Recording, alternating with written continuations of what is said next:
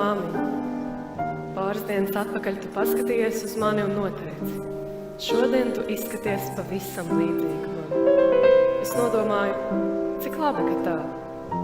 Man vienmēr paticis tevi vērot, kā tu ej cauri dzīvei, ar cēlu stāju, ar tādu apņēmību un mīlestību, kas piepilda ikvienu telpu, kurā tu ienāc.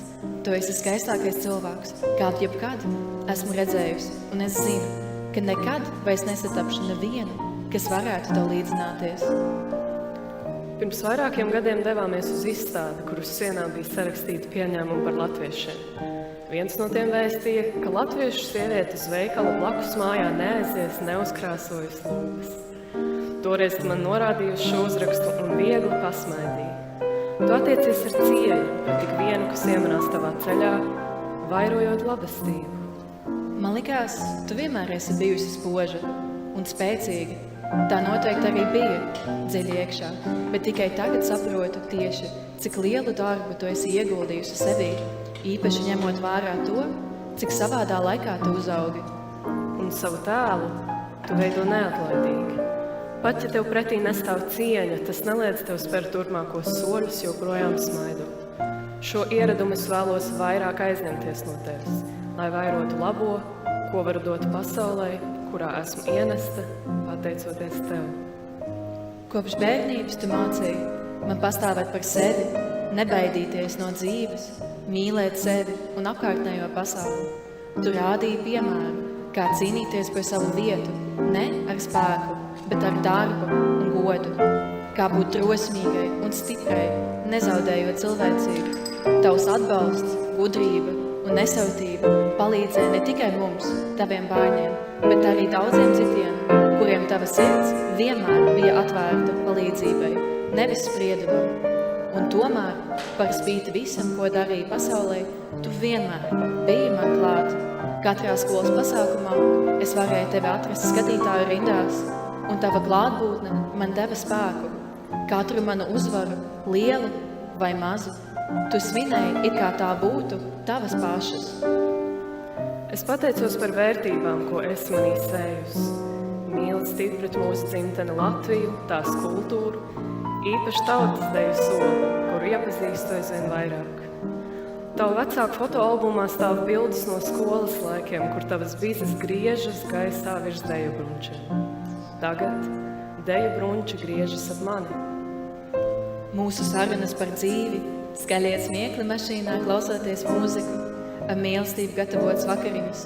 Tas viss ir tas, kas ļauj manai sirdī palikt siltai un stiprai, neskatoties uz jebko sliktu, kas varētu vai jau ir noticis. Mana sirds ir pilna un ļauj man mīlēt, saprast citus, pateicoties tev. Esmu spējīga dot, jo tu man iemācīji kā. Jau kādu laiku es pamanu, ka esmu mainījusies un ka man vēl ir daudz jāmainās. Laikam sāku pamazām pieaugt. Esmu novērojis, kā mūsu sarunas mainījušās gadu garumā. Agrāk mēdz tev stūrgalvīgāk iebilst, taču šķiet, ka arvien vairāk ieklausos tevī, izprot tevis teikto. Ja ne uzreiz, tad ar laiku. Ir bijušas reizes, kad man licies, ka tu mani nesaproti. Tagad atskatoties, šķiet, ka es tevī neieklausījos. Bērns vienmēr vēlas būt patstāvīgs, bet mamma viņu pasargāt. Un kaut gan mums katrai var būt sava patiesība, arvien vairāk es jūtu, ka es vēlos ar tevi apskauties, atklāti parunāties un ieklausīties tevī. Sadzirdēt tavus padomus, rast cerību un atbalstu. Tagad skatoties spogulī, man pretī skatās vairs ne jau kautra un sabijusies meita, bet jauna sieviete ar stāju, darbu, draugiem, bet nepamanīju, kad un kā tas notika. Ja es bērnībā sastaptu sevi, es neticētu, ka tā izskatos, ka mana balss nedreb un smaidu neslēpju. Tiešām taisnība tev bija, kad teici, ka tā notiks. Teikšu atklāti, šis dzīves periods ir savāds. Jā, jaunība asociēs ar bezrūpību, skaistumu, brīvību, taču šobrīd man tā asociēs arī ar bailēm, šaubām un kļūdām. Diez, vai tev arī tā bija toreiz, kad tu biji manā vecumā? Pēc vecmāmiņas stāstiem šķiet, ka tu biji drošsirdīgāk.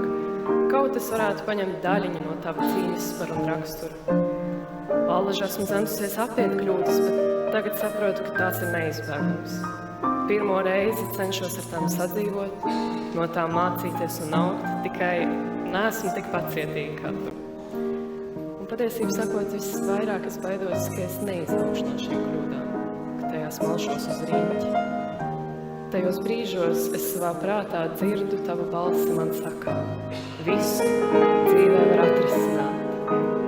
Ļoti vēlos tam ticēt un tiecos arī pamazām sākt atšķirināt sevi. Atminos kā daudzus gadus no vietas, tu katru rītu pini man bizi, taču pēdējos gados aizvien biežāk saki, kad tu meitai bizes pīsi, tad tu sapratīsi. Es zinu, ka tu ar mani vienmēr patiesi leposies un nekad nesagaidītu no manis vairāk, nekā es spēju dot. Bet skatoties uz tevi, manai dvēselei nav izvēles, kā tikai sniegties augšu. Tāpēc, mammu, man patiešām ir prieks, ka es līdzinos tev, un es ceru, ka tā tas paliks vēl ilgi.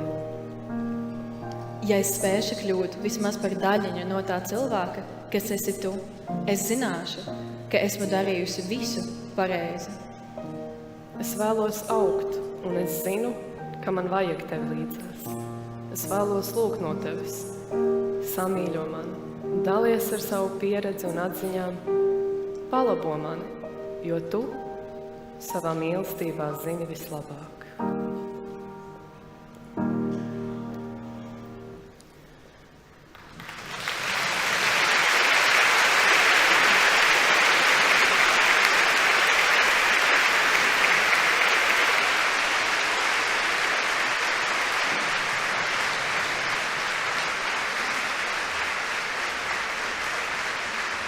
Mīļa mamma, es ļoti daudz domāju par savu dzīvi un nākotni.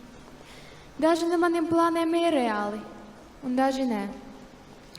Bet es gribu kļūt par labu cilvēku un slavenu dziedātāju, lai dāvātu cilvēkiem prieku un cerību, ka viss ir labi un ka viss ir iespējams. Es zinu, ka vieniem man būs grūti piepildīt savus sapņus un plānus, bet es arī zinu, ka ar tavu palīdzību un atbalstu man viss sanāks. Tu vari būt 1000 kilometru tālumā no manis, bet tava mīlestība un ticība dos man spēku iet tālāk un nepadoties. Tad dos spēku maniem spārniem, mani noturēt un aiznest līdz maniem sapņiem. Ja man kādreiz būs savi bērni, es centīšos viņiem arī palīdzēt un atbalstīt, tāpat, ka tu mani mīli.